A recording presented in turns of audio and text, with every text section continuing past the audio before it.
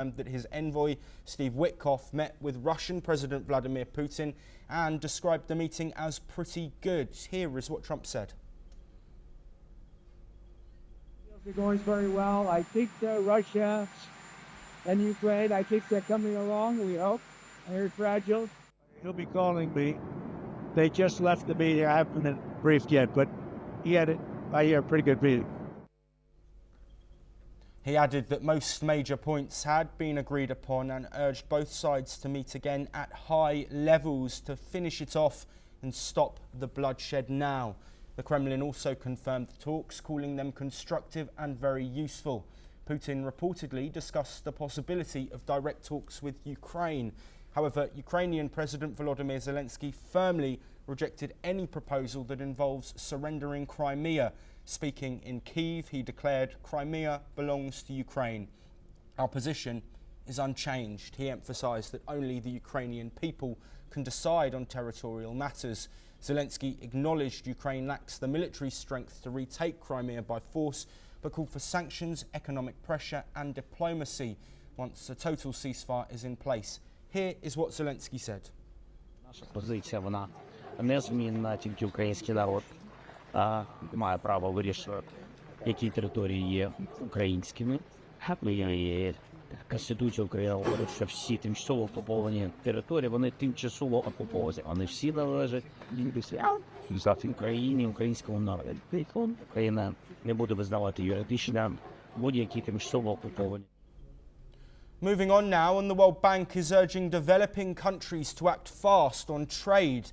President Ajay Banga says they could strike trade deals with the United States and should do so as early as possible. Speaking at the IMF and World Bank spring meetings in Washington, Banga said delays in negotiations could hurt everyone. His comments come amid rising uncertainty over US tariff policies under President Donald Trump. Let's listen in to the World Bank President Ajay Banga.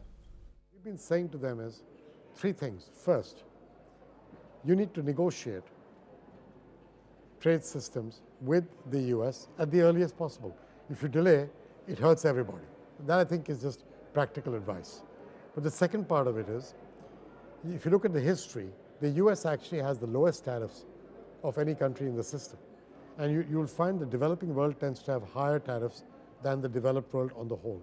And I've been encouraging them, think about lowering your tariffs so that on the whole everyone benefits. There's enough economic evidence to show that lower tariffs are good for everyone.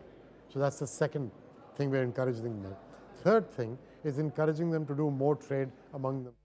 Since returning to office, Trump has slapped a 10% baseline tariff on most imports and much higher rates on key sectors like steel, aluminium and autos. Tariffs on dozens of countries have been paused, but the threat still remains.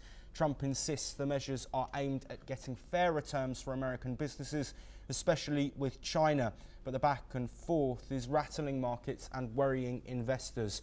The World Bank says after securing US deals, developing nations should focus on lowering regional trade barriers and boosting intra-regional flows. Let's hear what Trump has said on the matter. You've done the 190-day clause on some of the tariffs. Is it possible you'll have to do another 90-day or another extension? Unlikely. I think I know pretty much. And again, we'll have deals made, but we'll also make deals. Otherwise, we'll just set the tariff and we'll be reasonable, very reasonable, and that'll be the end. It's the deal. Because we set the price. They want to come in. Now, they set the price for their country, but everybody wants to come into ours. They don't want to come into theirs. Most people don't want to come into theirs. Do you think the markets are adjusting to your tariff policy? So when you look at what's happening, I think so. I said there'd be a transition. People haven't understood it. Now they're starting to understand it.